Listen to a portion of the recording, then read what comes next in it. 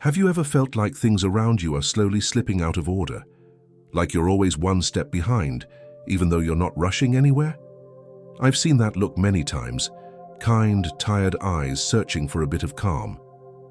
This video is here to offer gentle, real habits that bring back control, without pressure, just care.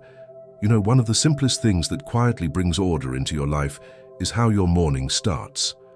A lot of older adults I work with don't realize how much that first hour of the day sets the tone, not just for what you do, but how you feel inside. When the morning is scattered, your whole day can feel off balance.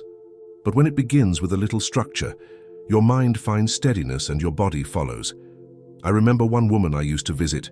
Her name was Mary, 74, from Cincinnati. Sweet as can be, but she always seemed lost in her own home. She'd forget whether she'd taken her medication or where she left her hearing aid. One day she said, "I just feel like I drift through the day without ever really landing." That line stayed with me. So we worked together to build her a morning anchor. Nothing fancy, just a glass of water, a bit of sunlight, and sitting down with her planner to mark one goal for the day, maybe calling her grandson or folding laundry. Within 2 weeks, she looked brighter. She said, "I don't feel like I'm floating anymore." And that was all it took. What often helps is starting with a simple morning rhythm. Wake at the same time, open a window, stretch a little, take your pills with water, and tell yourself one kind sentence out loud. Something like, "Today, I begin." Gently. You're allowed to begin slow. The sun doesn't rush up. It rises the same way you can, steadily, warmly, with purpose. And that's enough to carry you forward. Another gentle shift that makes a big difference is making sure everything in your home has a place to return to. For older adults, especially those living alone or with memory challenges, misplacing small but essential items can lead to unnecessary stress. When your keys, glasses, or medications have no designated spot, your day can start with confusion, and that's not fair to you. I once worked with Frances, an 81-year-old widow from Mesa, Arizona. Her daughter called me because her mom had misplaced her inhaler 3 times in a single week. Each time it caused panic. Frances would turn the house upside down, only to find it tucked in a robe pocket or under the sofa cushion. So, together, we came up with what we called homes for important things. We placed a small basket by the door for keys, a labeled tray in the kitchen for glasses, and a soft bin on the nightstand for medications. The first few days took reminders, but by the end of the month, Frances said something that stuck with me. "My house doesn't argue with me anymore." That little system gave her back time, calm, and confidence. One of the easiest ways to bring order is choosing visible, reachable spots for your daily essentials. Label them if you need to, or use color-coded containers. Say it out loud when you place an item, "Glasses go here." It reinforces the habit. You deserve a space that works with you, not against you. Think of it like giving your belongings a place to rest, just as you deserve rest too, without worry, without searching, just peace. Something I've noticed time and again is how just a bit of movement each day can lift not only the body, but the spirit. As we age, our joints stiffen, our balance changes, and our energy can feel like it fades faster. But stillness often makes things worse. A gentle daily routine of motion keeps the body engaged and the mind awake. It's like watering a plant that still wants to bloom. I think about Glenda, 67, from Tallahassee. She used to be a librarian and loved walking the aisles between books. But after retiring, she spent more time sitting, reading, watching TV, knitting. One winter, she slipped in the bathroom and bruised her hip. Nothing was broken, but her confidence shattered. "I don't trust my body anymore," she told me. We started small. She began walking to the mailbox every morning. Then, around her. Block. A month later, she joined a chair yoga group at the community center. Today, she leads a walking club for neighbors her age. It didn't take a gym or special shoes. It took willingness and a path she could see herself on. One of the best habits to build is 10 minutes of daily movement. Stretch your arms overhead, roll your ankles, walk slowly through your hallway, or just sway gently to music. Anything that tells your body, "I'm here and I'm still going," your body remembers. It may feel slower, but it still listens when you speak to it with kindness. Movement is not about youth. It's about staying in conversation with life. There's something powerful about writing things down, especially as we age. Our brains carry so much: memories, appointments, reminders, names. And when there's no clear place to put all that, it gets heavy.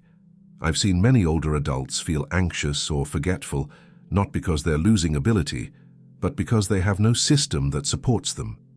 A small plan each day becomes a lifeline.